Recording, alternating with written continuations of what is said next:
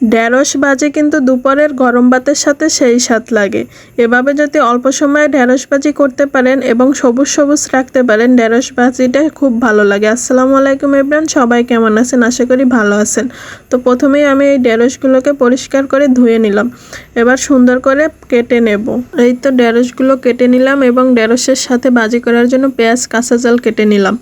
তারপর চুলায় কড়াই বসিয়ে তেল দিয়ে দিলাম। তেলটা গরম হওয়ার সাথে সাথে পেঁয়াজ কাঁচামরিচগুলো দিয়ে দেব। তারপর স্বাদমতো লবণ দিয়ে দেব। এবার ভালো করে পেঁয়াজ কাঁচামরিচ লবণ দিয়ে মশলাটাকে ভালো করে কষাবো ভাজির জন্য। একটু লাল লাল হয়ে গেলে ঢেঁড়স ভাজিগুলো দিয়ে দেব।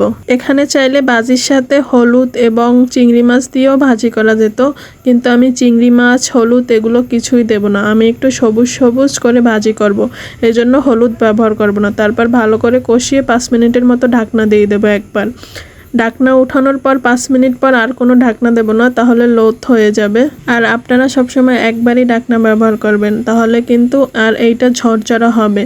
আর এই ঢেঁড়স ভাজিটা কিন্তু ঝরঝরা খেতে ভালো লাগে। তারপর আমি চুলার মিডিয়াম আছে 5 থেকে 10 মিনিট এভাবে আস্তে আস্তে করে লাড়া দিয়ে নেব, কারণ বেশি লাড়াচাড়া করলে এটা আবার গলে যাবে, তাহলেও খেতে স্বাদ লাগবে না। ফাইনালি 5 মিনিট পর আমার লাড়াচাড়া দেওয়ার পর কিন্তু আমার লোদ কেটে গেছে ঢেঁড়সের। এবার আমার ঢেঁড়সটা কিন্তু ভাজি ফাইনালি হয়েই গেছে। আর বরিশালের রান্না কিন্তু এমনই হয়। আমি কিন্তু বরিশালের ভাষায় প্রত্যেকটা কথা বলেছি, আপনারা না বুঝলে অবশ্যই কমেন্ট করে জানাবেন। আবার এভাবে লোভনীয় রেসিপি পেতে সাথে থাকবেন। আল্লাহ হাফেজ।